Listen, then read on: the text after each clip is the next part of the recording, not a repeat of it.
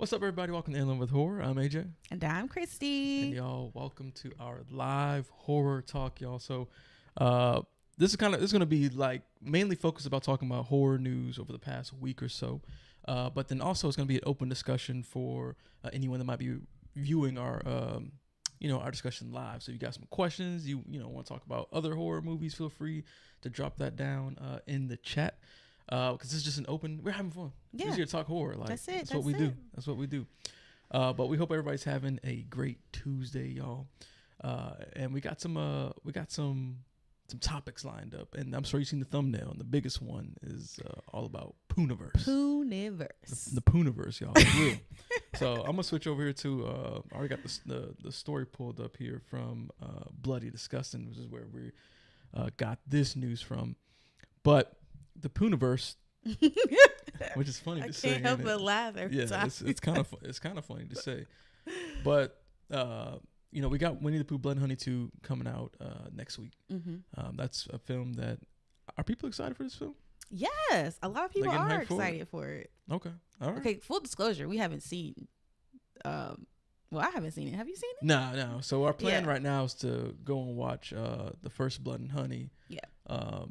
This weekend, so we can prep and go watch Blood and Honey 2, because I feel like when the first one was coming out, like there's just a lot of other stuff. Oh, this is so ridiculous, this is so dumb. Oh, and I know for me personally, I just didn't pay no attention to it. Yeah, I know it was the same for you, but yeah, I just wasn't paying attention, right? Yeah. Oh, okay, yeah. But let's go through this article real quick. Okay. So the first Winnie the Pooh Blood and Honey ended up making nearly $5 million at the box office, which that's I'm sure crazy. I'm sure that movie had a tiny ass budget. Oh, so heck yeah. That's crazy numbers, right? Which led them into this whole twisted childhood universe where they got daggone Bambi. Let's run through the film names. You got Bambi the Reckoning, Peter Pan's A Neverland Nightmare, and Pinocchio Unstrung. Those are like the solo films that are coming out. Mm-hmm. And it's funny because they're literally doing it like the Marvel Cinematic Universe, Exactly. right? And I think it was I can't remember if it was the director or not. It's somewhere in this article, but producer of Jagged Edge Productions. They actually said we're inspired by the Avengers. Of course, that makes sense because they said like monsters. I think monsters a symbol. Yeah. Yeah, monsters a symbol on the poster. Even though the logo for POOHNIVERSE is very like similar Avengers, to the Avengers logo. But they said they're inspired by the Avengers to make like a horror team up movie, if you will. And they taking over. Yeah, and they mentioned this concept of like seeing all these horror villains or villains come together in a group hunting down survivors.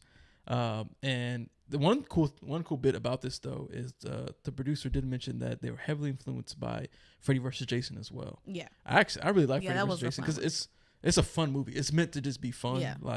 And so if they're gonna take that approach, have some really good effects, mm-hmm. and just have a good time, I think I would be on board for this. Yeah. But besides the ones I mentioned that have solo films, we'll also get Sleeping Beauty, The Mad Hatter, and of course the Rabbit in this POOHNIVERSE movie supposed to come out next year as well. Rabbit from Winnie the Pooh. Yeah. Like mm-hmm. Tigger. Oh wow. Yep. That's crazy. Yeah. So they're all teaming up. Let me read this full quote from the producer here. And I don't how you pronounce that name? Reese Frake Waterfield, and he explains, or is it he? I don't know. Okay, well they explain. It will be complete carnage. We are heavily influenced by Freddy vs. Jason and the Avengers. We love to see a horror movie where the villains group together and are going after their survivors. We have some incredible set pieces in mind and some sequences I think will truly shock people. The movies we are working on now as standalones are all building towards POOHNIVERSE Monsters Assemble. So literally the Marvel blueprint. I mean, it's crazy, but it's genius. Yeah, oh yeah. It's very smart for them to do some mess like that. Oh, 100%. These films are already kind of they are an event from the perspective of people understand the ridiculousness. Oh yeah. And that's what they're tuning in for. Right. So it's funny to be like, oh, how can we up this ante? Mm-hmm. Oh, let's make it like an Avengers team up movie. Yeah. And do this whole horror villain thing. Right. And that's just wild. And if you look at this poster, we see everybody in here almost like it is a superhero poster, but it's a super villain poster. Civil War. Oh right, yeah, exactly. But any additional thoughts you want to add No, to not POOHNIVERSE, really. But we're gonna be, because the second one comes to theaters. It's only for 3 days, March 26th, 27th, 28th, right? Next week. Yeah.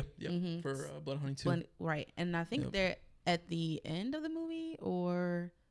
Oh, somewhere yeah. They're going to be giving some like... Yeah, he mentioned it in here. Right here. Blood Honey 2's end credits will feature a first look at the upcoming POOHNIVERSE. Yeah. So I'm assuming that's going to be in the vein of like a teaser trailer or something of that nature. Yeah. And the one thing I did want to mention too, that Scott Chambers, another producer over at Jagged Edge Productions, also mentioned, similar to the Avengers, we will follow Pooh, Tigger, Rabbit, Owl, Piglet, Pinocchio, Sleeping Beauty, Bambi, the Mad Hatter, Peter Pan, and Tinkerbell, joining forces to wreak havoc. We are working with the large-scale budget on this one, are excited for what the future will hold. When you see the standalone movies, you will see the Easter eggs hinting toward the crossover. Some of the villains also will not see eye to eye, which will allow for some carnage within the group and some epic sequence of monster versus very monster. Interesting. So it's going to be complete mayhem. That sounds like a lot of chaos. It's about to be wild. Yeah, it's going to be... And that's cool. That's what I want them to do. If you already know you're going ridiculous, like, go all the way there. With the shit. Yeah. Like, just go crazy. I want to see them all fighting. They can, fight each other, kill each other in the vein of almost like a Suicide Squad where they like, have conflict within the group, but also still, wreaking havoc and chaos and everything else. But yeah, this seems like a good time, y'all.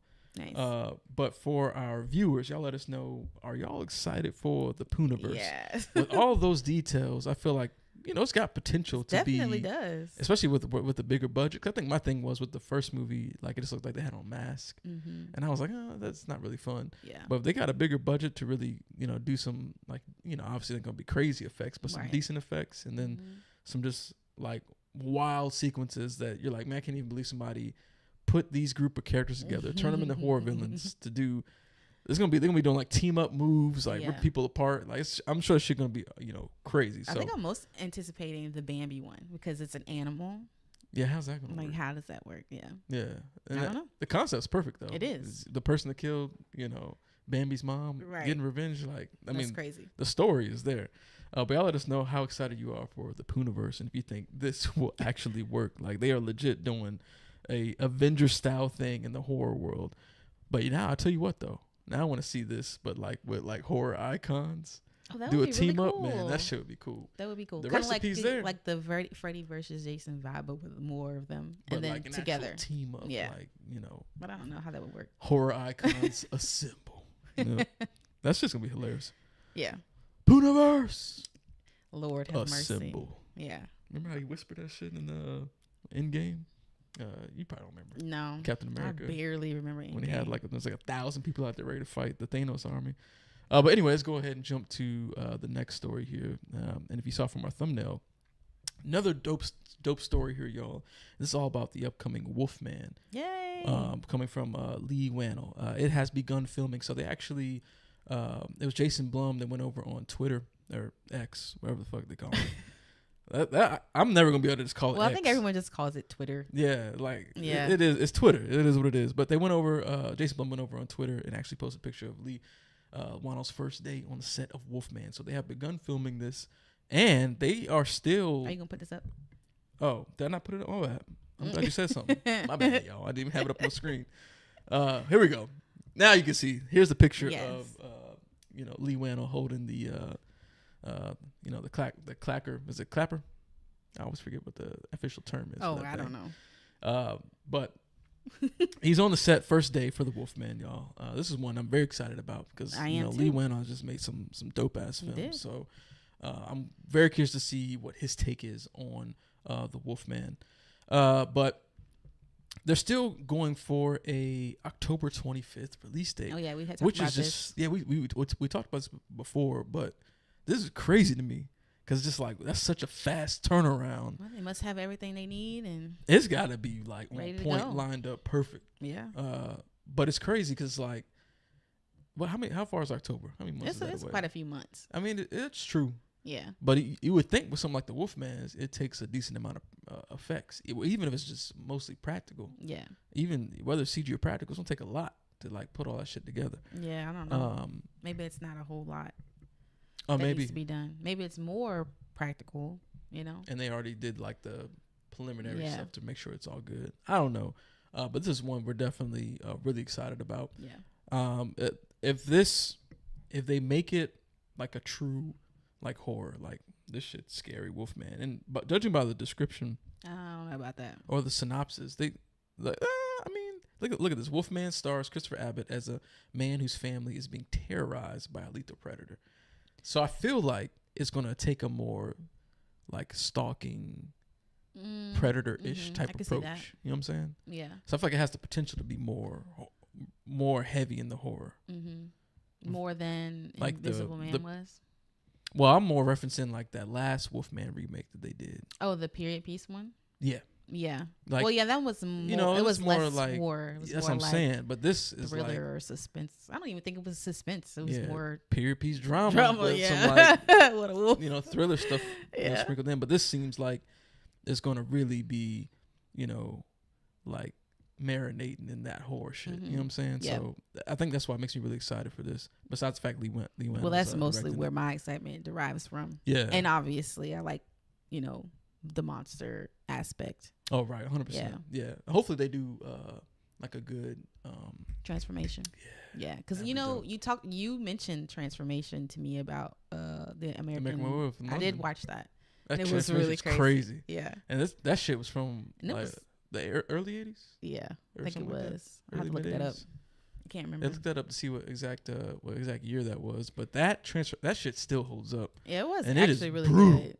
Like that transformation in American Werewolf in London is gruesome as hell. 1981. 1981. Okay, that's what I thought. I figured it was early 80s.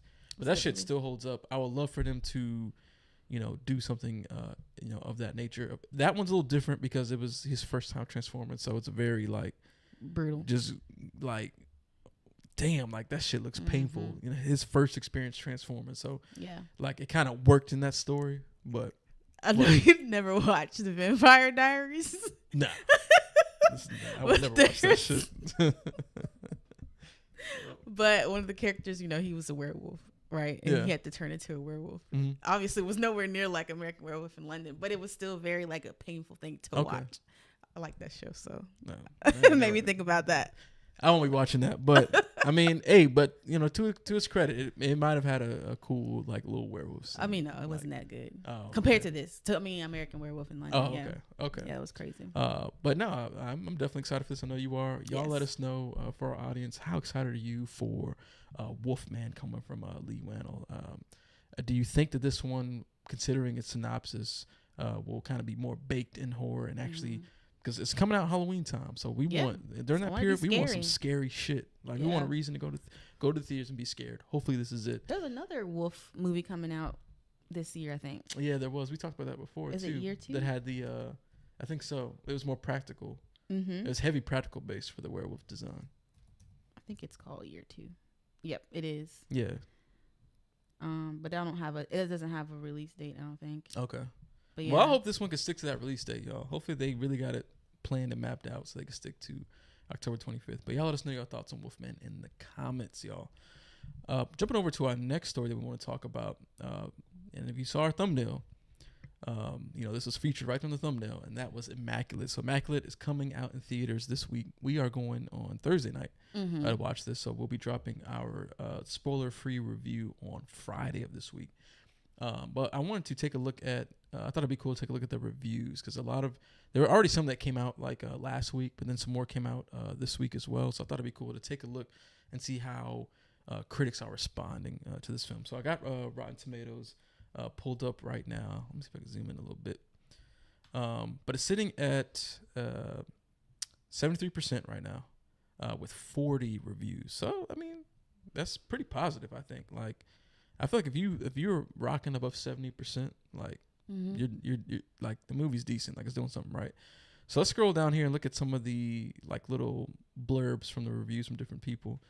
And I don't know why it's like cutting some of these off. I guess it doesn't like the fact that I zoomed in. But all right, let's look at this first one. And it says, this is coming from, I can't see it super good. Is that David Sexton? And his review reads, or like blurb from this review. A slow burn punctuated by jump shots and splashes of gore, driven by a powerful score. Sweeney carries the film just. Well, I heard that she carries this film. Oh, really? Yeah. I think most of the people that I have talked to about the movie are going to see it because of her. Okay. Well, that's a positive review right there. But right next to it, we do have the first negative review here from Siddhant Adlaka. I'm so sorry if I'm pronouncing that wrong. But the blurb from this review reads, its door hinges. Can you see? You need glasses. It's a glare. It's a glare on the screen. Its door hinges creak at a comically loud volume, making it difficult to stay invested. When tension is finally released, it takes exactly the form you'd expect. Anytime the camera lands on something truly unsettling, it's quick to cut away. Okay. So it doesn't like bask in the scariness and the creepiness. Yeah. Okay. According to him. Right. Yeah, that's true. According to him, that's fair. Let's check out this next one. Becky, read this one. Sweeney pulls off both aspects of the fight, but even she gets lost amid the carnage. Immaculate goes all in on the yuck, but leaves the rest high and dry. And that's coming from, was that Bill Goody Coontz? I can't really see that well. Yeah, that's positive. These next few ones are positive. This is Derek Smith. The film's final act contains some of the most twisted, gory violence this particular subgenre of horror has seen in years. Damn. Ultimately recalling nothing less than the films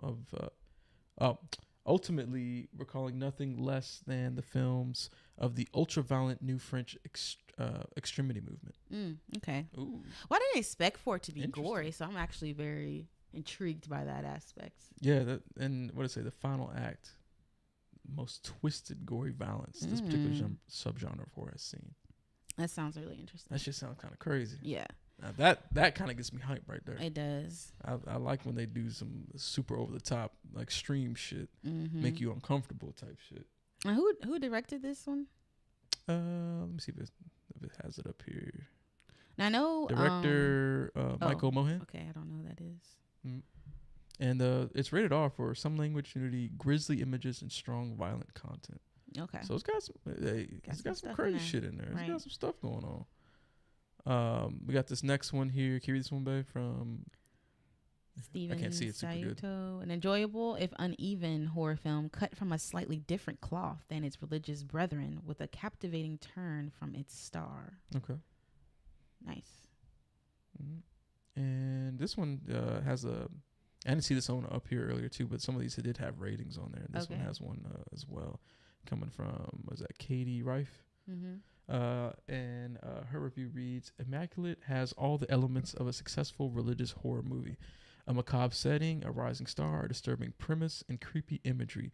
It's beautifully shot and very loud, but much of the film is simply too mild and reliant on jump scares. And she gave it a 6 out of 10.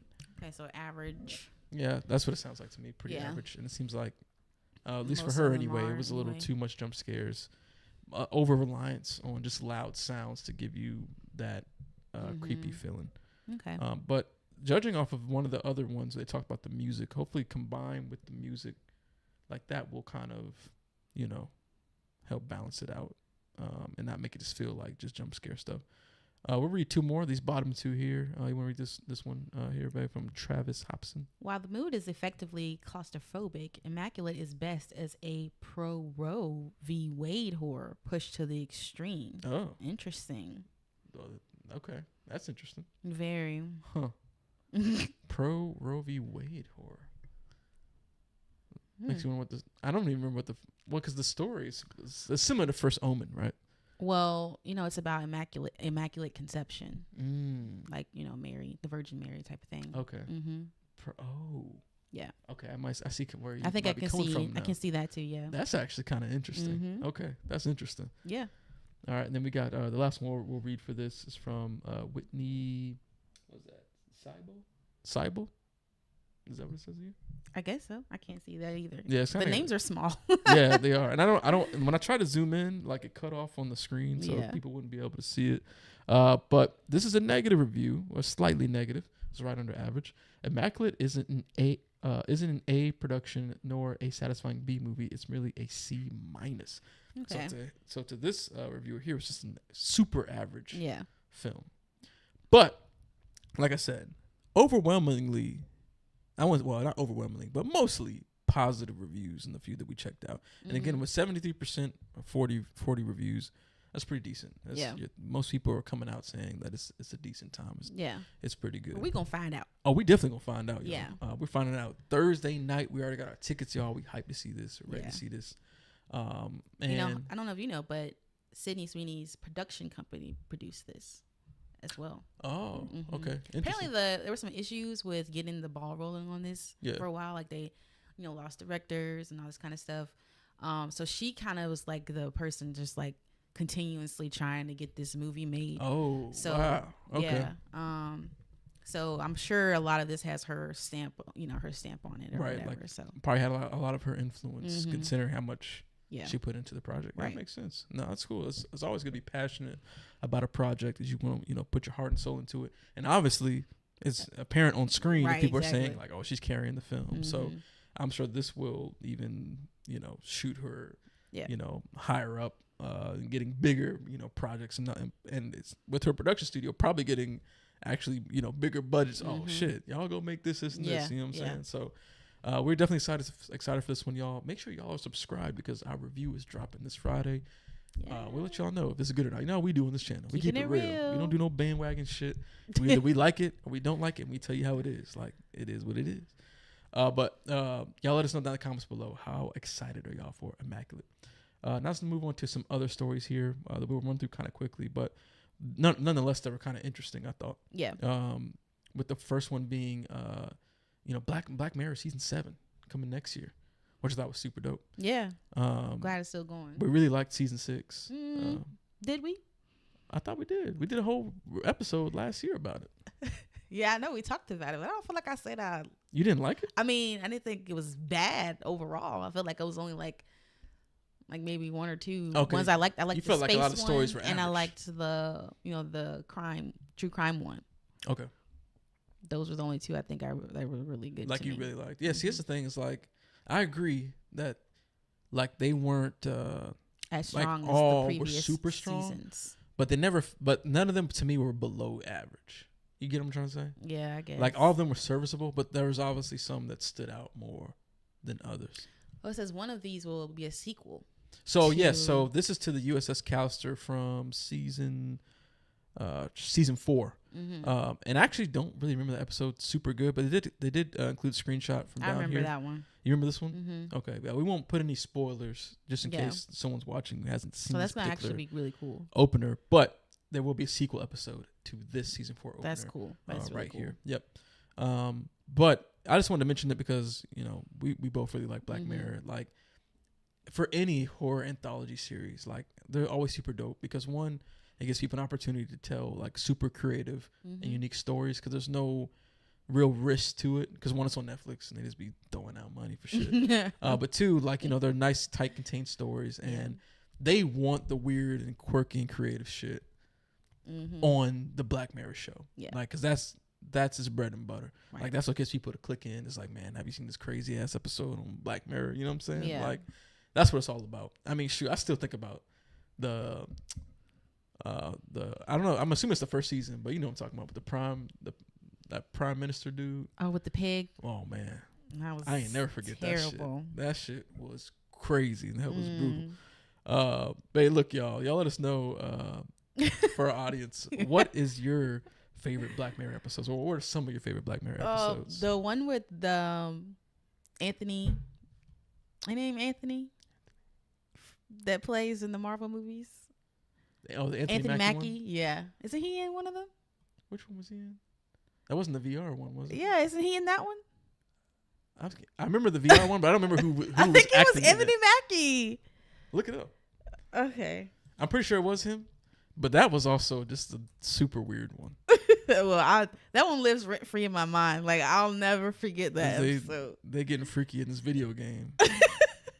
and to the point where like it's taken away from his marriage and everything. Like it is, but it's funny because it's like he's in that. Anthony Mackie is in that one. It's called Striking Vipers. Yeah, and it's funny because it's like, well, is he cheating because he's doing it in this video game? Like, yeah.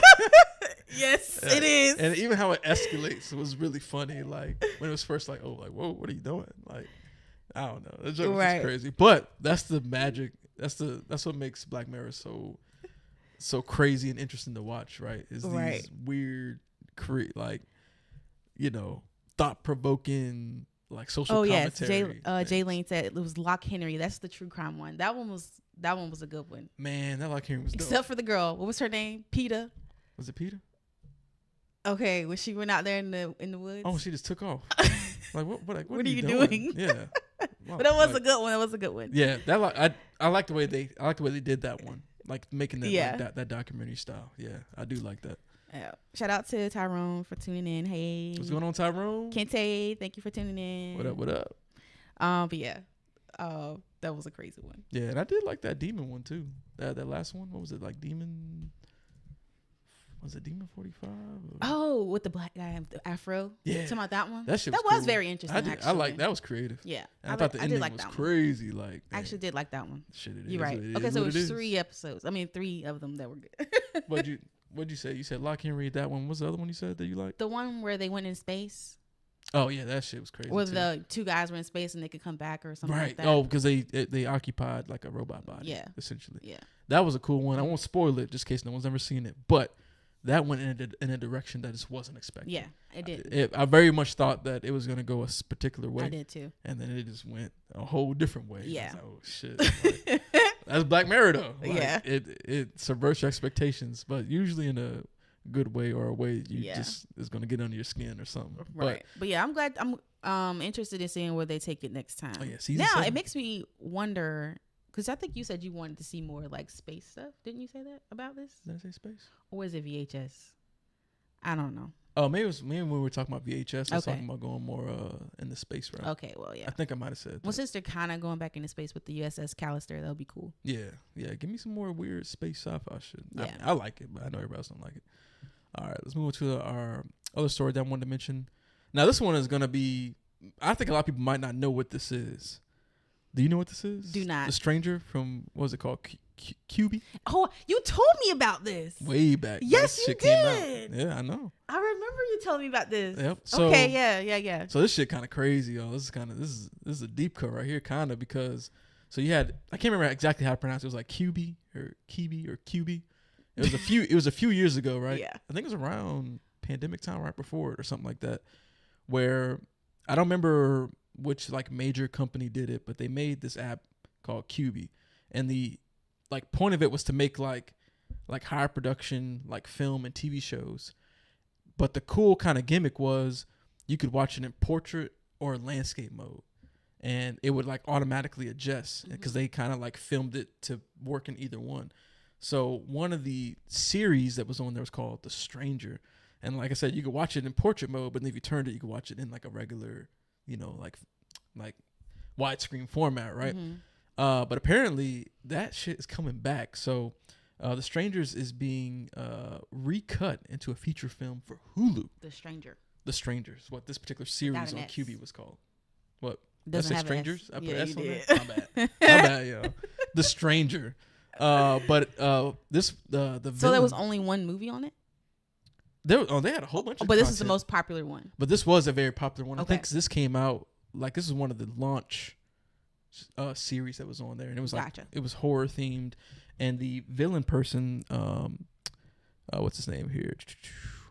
I think it's this dude right here, Dane DeHaan or whatever. Mm-hmm. If you saw him, you might want to look him up on your computer, but if you saw him, you'd recognize who he was.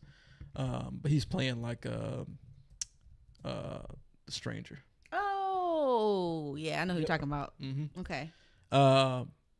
But I wanted to bring it up because the thing about that app going away was a lot of the content, vanished. It's gone. Including one of these things.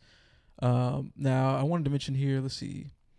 But there's good news for one of QB's projects this week as Venus Sud's series, The Stranger, has found a new A New Life is a feature film debuting on Hulu. Written and directed by Venus. The Stranger has been recut to feature film and it's coming on Hulu on April 15th. So that's like right around the corner, y'all. Yeah. Now it says in The Stranger, new to Los Angeles rideshare driver Claire picks up Carl. I'm gonna skip some of this. From a home deep in the Hollywood Hills. What begins as a routine ride turns into Claire's worst nightmare, a 12-hour fight for survival through the city's seedy underbelly. Carl is not the passenger Claire thought he was, and Claire is not easy prey. So you remember this movie? Well, it was like, series more okay. so on there. But it's being cut into a movie. It's being cut into a film style, which works because, it was like the episodes might as well have been like a film. But I don't quite remember finishing this, and y'all let me know in the chat in the comments if y'all actually completed this or if you've even ever heard of it, because some people might not even remember the QB period. You said this came out how many years ago? It was 2019? Oh yeah, I never heard you say nothing about this. I'm pretty sure. I mean, just until recently when you brought it up. But hold on, let me see if I can pull it up. Maybe I could find somewhere that's got the date on there, because I'm pretty sure it was like a few years ago. I can look at it. Like I said, I might be way off on that. It's definitely possible. Yeah, see, 2020. Oh, okay, 2020. Yeah, I was right. Okay. Yep. Well, yeah, I don't remember you ever like talking about it. That's what I was wondering. Yep. And this dude right here. Now I remember him like the most from Chronicle. Man, Chronicle was a dope movie. You remember that one? Barely. I barely remember that. Yeah, Chronicle with the superpowers. Michael B. Jordan was in it too. No, never mind. No, I don't remember that at all. It was. It's shit a long time ago, but it was really good. Like in terms of, it was a found footage like superhero type movie. Yeah, no, never seen that. Super dope. Or dope. Maybe I just don't remember it. But I'm excited because I never got a chance to finish this on that service. I don't remember why, but I think at the time, people are still getting around to the idea of watching full type of content like on their phone. And honestly, I think this might end up being one of those things where it's a service that was like ahead of its time. Like, if it would have came out later, like people might have been on board with it. Think Vine, right? Remember? Oh yeah, I remember. Like Vine. If Vine came out right now, people would be all about that shit. Yeah. Like, because everyone's got a short attention span. Right. And they would have been like, oh man, these little 10-second clips and shit. Like, I'm all about it. So like, but now we got TikTok and stuff like that. And for the most part, people like shorter stuff. A lot of people say the sweet spot is 30 to 45 seconds. Yeah. And then that's it. You know what I'm saying? So like, this could end up being one of those things where, man, if it would have came out, 5 to 10 years later, people would be like, oh man, QB is the best shit because they got full movies and I can watch it in this mode. It was a free app? No, I think you had to pay. Oh, okay. Yeah, I do believe you had to pay for this, if I remember correctly. Never even heard of it. But yeah, they had a lot of stuff on here. And I don't even, to be honest with you, there was quite a bit of content before the service got discontinued. So I'm curious to see if they'll bring back other stuff that was on here in the same way that this is coming back. Well, maybe it depends on how well this one does. Yeah, and maybe QB can find a new life. You see some of these images here from, and like I said, the content on here was like full production shit, like looking like a real movie and show, like legit. You know what I'm saying? But yeah, The Stranger. I'm excited to check this out. If you've never heard of it, wait for it to drop on Hulu. Check out in film form because it's super dope, y'all. And Dane's performance is super dope too. Now let's jump to another story here. I had to put this one here. Of course. I had to. You're a Hereditary stan. Well, not even just that, but the fact that it's being re-released in IMAX. So, this is huge, right? So this came out last week, but A24 is bringing back 3 of their films to IMAX. I think it's Ex Machina, Hereditary. What's the third one? I forgot. Let me scroll down. I think they might have the thing in here. There he is. Go back. Uncut Gems, which is another dope film with Adam Sandler. But the ones I want to see the most is Ex Machina and Hereditary. No hate on Uncut Gems. Love that movie, but I feel like those first 2 in IMAX is going to be something special. Yeah. But the screenings for these start on the 27th, starting with wait, is that right? I'm gonna see if I can find the thing. Here we go. Yeah. So Ex Machina is on March 27th, and then Hereditary is on April 24th, and then Uncut Gems is on May 22nd. Okay. But yeah, we definitely got to see Hereditary in the IMAX on April 24th. Jaylene said a theater near her or him is showing Hereditary for Mother's Day this year. Oh, that's funny. That's cool though. that's cool to do that. That's a pretty good marketing tool. Oh my gosh. Hey, Mama, you want to go watch Hereditary? I could see why, right? Yeah, I could see why they would show that on Mother's Day. Yeah, that makes sense. I mean, like I said, we gonna put no spoilers out there. Right? Yeah, no. It's funny to put it on Mother's Day. And she gives an incredible. Toni Collette gives a crazy performance in that movie. Tyrone said, "I want to see Hereditary in IMAX. Take my money." Oh, 100%. And Kristie would tell y'all, like, if the shit is in IMAX, that's how we're watching it. Ain't that right, babe? Yes, I know. If it's in IMAX, that is what we're picking. Because man, the screen is just so massive, and the big, not even just the screen, but the audio. Yeah. Like I don't know how many more like speakers they got in the auditorium at IMAX, but like. That shit is loud. Yeah. You feel it. Yeah. Like, that's why you will be watching Hereditary at the IMAX by your damn self. No, I'm not going. Definitely not. Yeah, you coming with me. No. Man, what was the last movie we watched IMAX for? Dune Part 2. Remember that person who was sitting like 2 rows behind us? Yeah. And they did like that intro part, when you watch the IMAX, it does it does the whole thing with the blue background and the countdown. It's loud as fuck. There's that person like 2 rows back. There was like, this is why I hate the IMAX. Yeah. Why the fuck you come to the IMAX then? You know it's gonna be loud.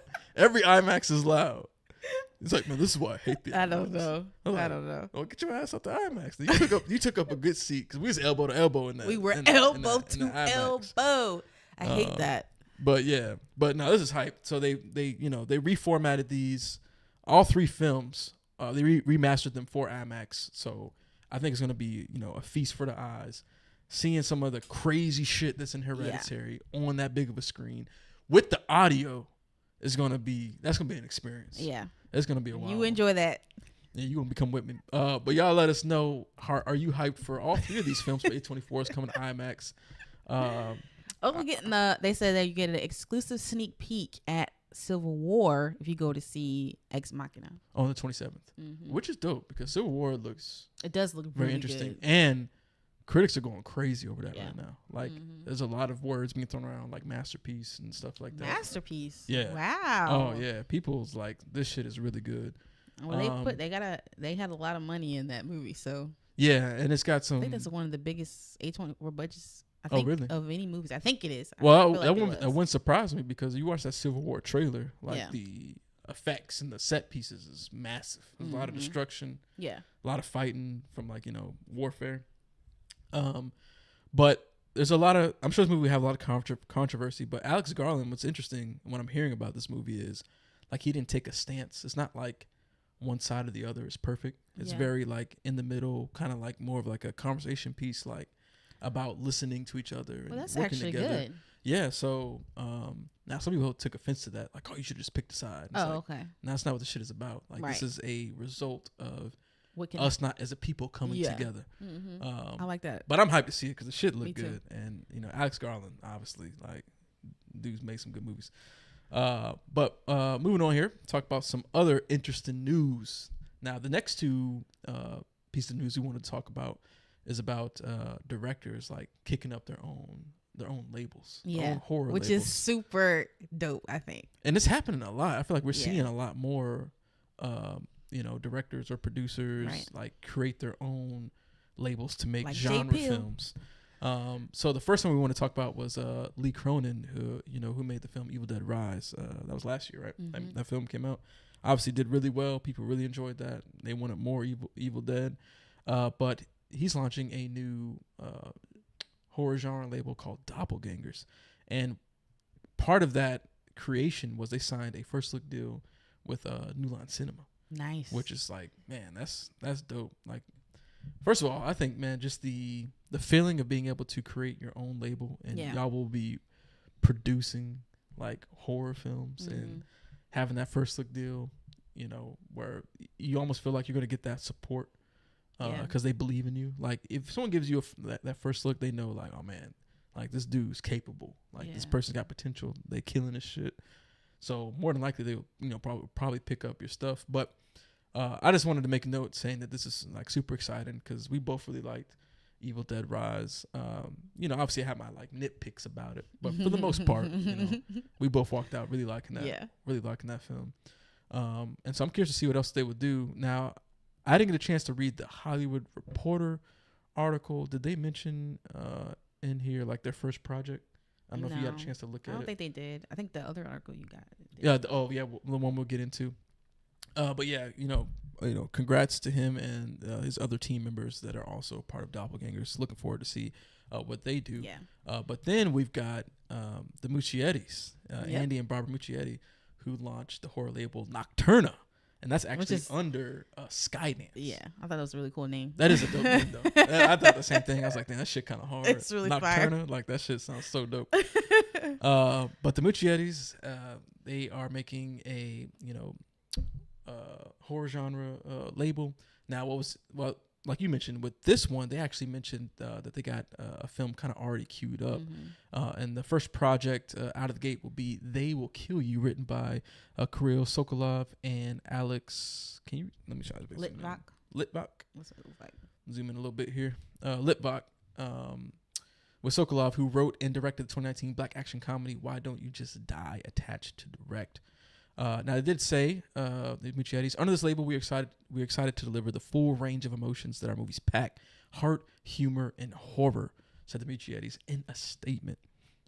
That's just dope. It is. Now, of course, like I think the thing that Muccietti, as far as horror is concerned, the biggest thing that people know him for is like the It movies, which I thought were really good. Yeah. Did you like both It movies? I did like both of those. Yeah, yes. I think the first one obviously is more more powerful. Yeah. But I think I still enjoyed Chapter 2. I did too. For what it was. I think it was a really good retelling. It's kind of hard to beat the 90s TV movie. Like, it's just got like a special nostalgia aspect to it. Yeah. But it still was good. It was still creepy. Yeah. Like Bill Skarsgård, super creepy as Pennywise. Good old Bill. Like, yeah. And speaking of old Bill, shout out to Christine. I don't know if she's gonna watch this or not, but I did recently sat down with some other women and horror creators, and an author, and she talked about our reaction to the Crow trailer. Okay, yeah. And she's like, I love me some Bill Skarsgård.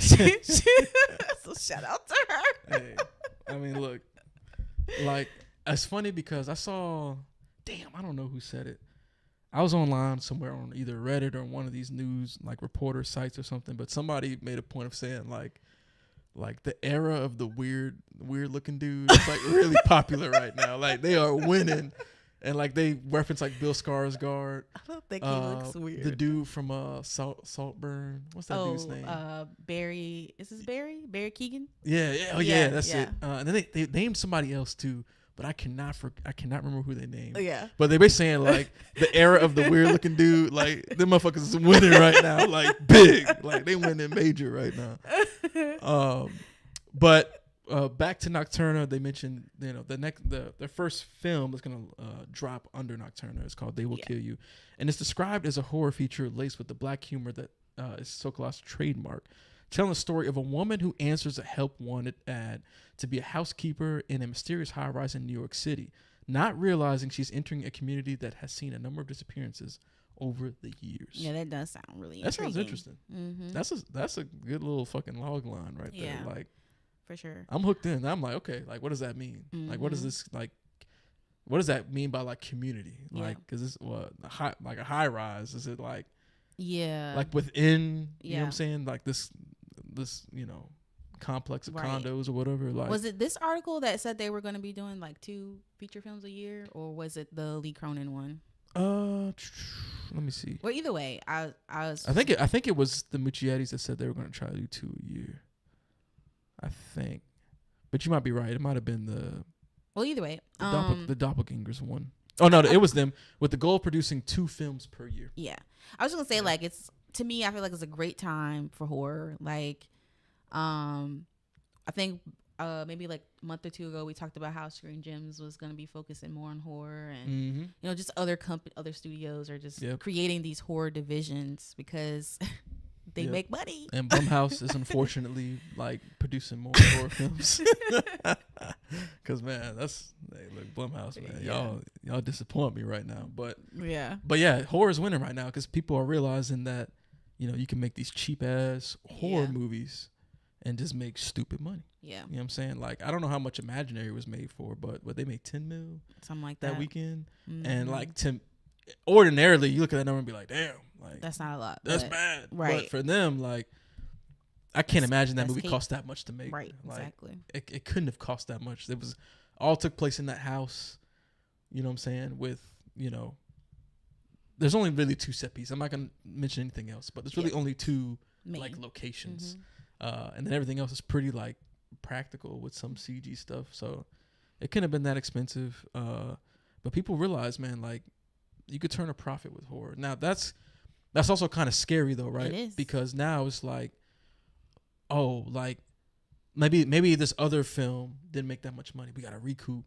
Like, just throw a horror movie out there. Like, just pick any script, fuck it, pick a director. It doesn't matter. People gonna go watch the shit. Yeah. And they don't put in the effort and the passion to actually get a good team together and actually create something that's actually worthwhile. And has, you know, just has some heart to it. You know what I'm saying? Mm-hmm. So, like, it's also concerning, but either way, that just means we get more horror content. And hopefully there will be some diamonds in the rough. Yeah.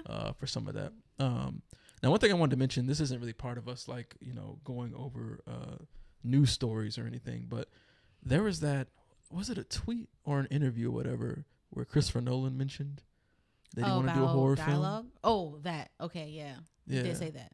Was it? I don't know if I don't know what interview it was in. Mm-hmm. I don't know what trade he was speaking with, but he did mention, like, oh, I think it'd be cool to do a horror movie. Yeah. I was like, damn.